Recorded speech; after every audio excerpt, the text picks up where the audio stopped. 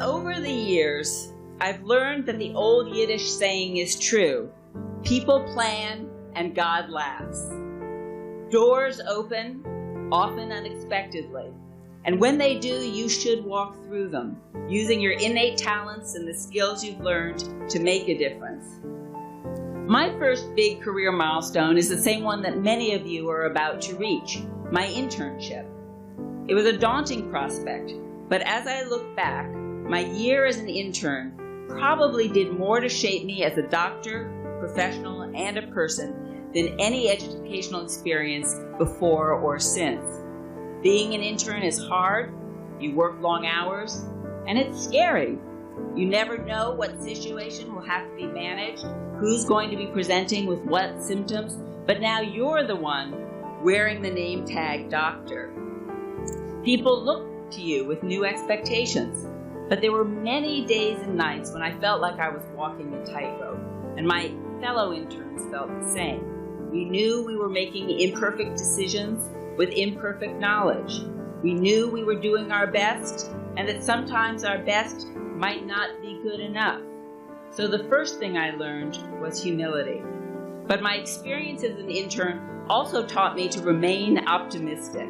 It taught me that I was capable of stepping up and taking responsibility. It taught me to ask questions and to trust my instincts.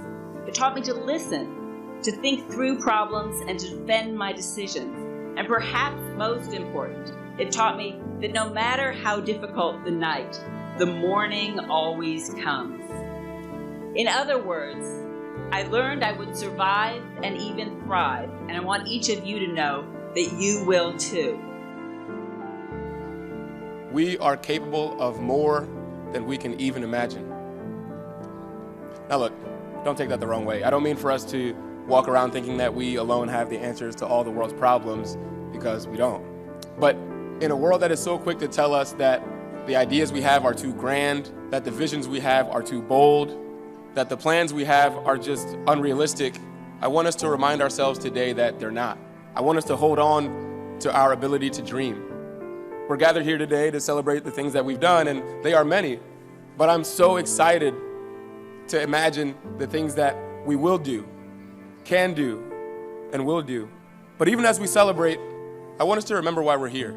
We became doctors not just for our own sake, but because we wanted to make other people's lives better. We didn't do this for respect or prestige.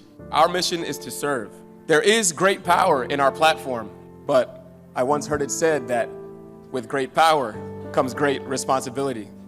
You see, it's important not just that we do well, but that we do good. And when I say that we can do more than we can even imagine, what I really mean is that we can do more for others than we can imagine. Somewhere out there are young people who won't stay young forever. And as they grow old, they'll need doctors who can care for their body and their soul. Somewhere, there are children struggling with a rare condition who need scientists that can crack the code of their disease and find treatments that bring healing. Today, I say those scientists are on the way.